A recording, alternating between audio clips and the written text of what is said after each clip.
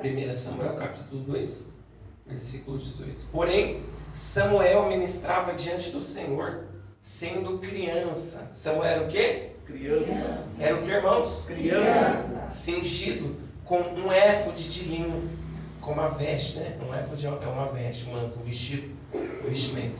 Versículo 19 para acabar. Ademais, a sua mãe lhe fazia uma pequena túnica. Vou ler de novo. Ademais, sua mãe lhe fazia uma pequena túnica e lhe trazia de ano em ano. Trazia quando? De ano em ano. Quando ela subia com o seu marido para oferecer o sacrifício anual. Amém? Amém. Pode se assentar? Glória a Deus. Aleluia. Amém. Irmãos, todo mundo conhece a história de Ana, né? É mais uma criança. Se perguntar para a criança quem foi Ana na Bíblia, essa criança vai saber te responder.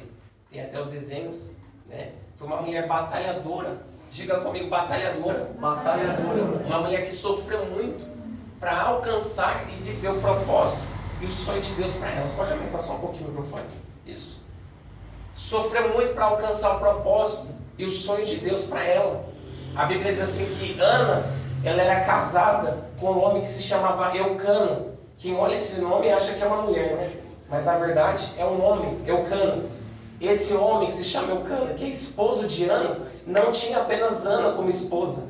A Bíblia diz que ele tinha 2 esposas. Quantas esposas? 2 esposas. A primeira era Ana e a segunda Penina. E o texto fala assim que Penina tinha muitos filhos. Vou só resumir aqui porque todos já conhecem. Penina tinha diversos filhos. A Bíblia não diz a quantidade, muito menos o nome de cada filho dela. Mas a Bíblia diz que ela tinha muitos filhos. Porém, o texto diz que Ana não tinha nenhum filho. Ana não tinha nenhum filho.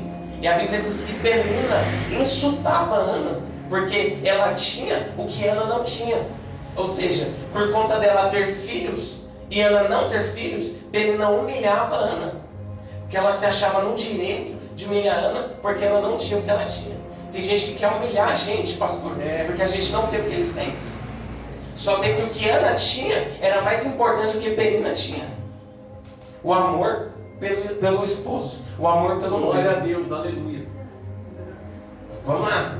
Aí a Bíblia diz assim que ela estava amargurada de alma e de espírito. Porque o texto diz no capítulo 1 que todo ano Eucana, Ana e Penina, ou seja, a família inteira subia no tabernáculo, no monte em Siló. Aleluia. Que em cima do monte, a Bíblia diz assim que tinha uma igreja, tinha um tabernáculo. Aleluia. E lá naquele tabernáculo, naquela igreja, tinha um pastor, tinha um sacerdote. O nome dele era Eli.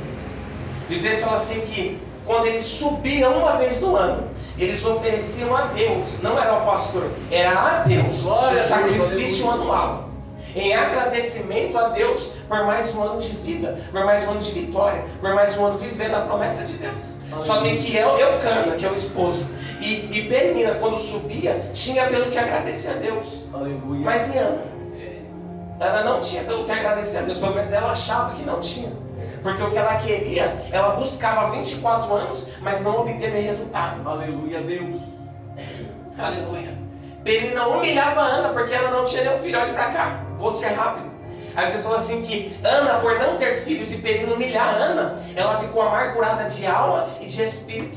O texto fala assim que ela afastou dela o pão, ela afastou dela a comida, ela afastou dela o vinho, que é a alegria. Ela não comia, ela não bebia. E ela não tinha propriedade na casa dela. Ou seja, ela não se assentava na mesa para comer do pão e beber do vinho. Não tinha união. Ela não se assentava na mesa. Aleluia. Por quê? Porque o sonho dela era ter um filho. Só que além de não ter um filho, a esposa, a sucessora dela, todos os dias insultava ela por aquilo que ela não tinha. Ao ponto dela colocar o coração e a alma dela tanto no filho, que era o que ela queria, e ela ficar amargurada de alma e de espírito. Como se fosse uma depressão, né? Como se fosse uma depressão, ficou amargurada de alma.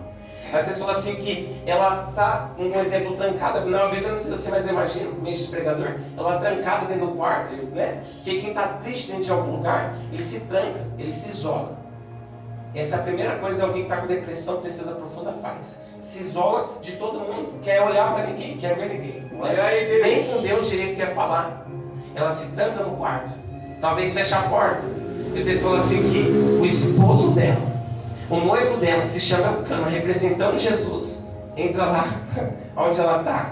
Eu imaginei sentando lá dela, pastor. Olha no olho dela. E ela nem conseguiu olhar direito. E ele pergunta para ela: ô minha esposa, por que estás amargurada de alma e de espírito? Olha aí, Deus. Só que a mesma pergunta que o noivo faz, ele já sabe a resposta, Francimar. Ele fala assim: por que afastaste de ti o vinho e o pão? Por que não comes e não bebes? Aí ele responde. Aí ele pergunta assim, é uma pergunta, já com a resposta que ele pergunta assim para ela: não sou eu para ti melhor do que 10 filhos? Oh, Jesus amado, glória a Deus. Ou seja, Eucana está representando Jesus. E Ana está representando a igreja. Por quê? Porque quem é o noivo da igreja? É Jesus. E quem é a noiva de Jesus, irmão? É a igreja. Então ela se tranca no quarto, fecha a porta. O que Jesus falou em Mateus capítulo 6? Quando for tesourar, entra no seu quarto, fecha a porta e fala com o teu pai em secreto. Porque no secreto ele vai te responder. Oh meu Deus, Ana estava triste, mas ela não estava morta.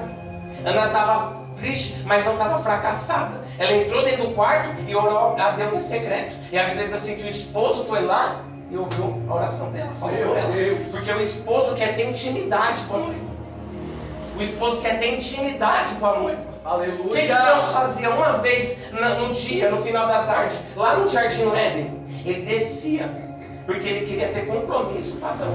Ele queria ter intimidade, relacionamento com Adão. Aleluia, Deus. Ou seja, todo dia Adão fazia um culto para Deus.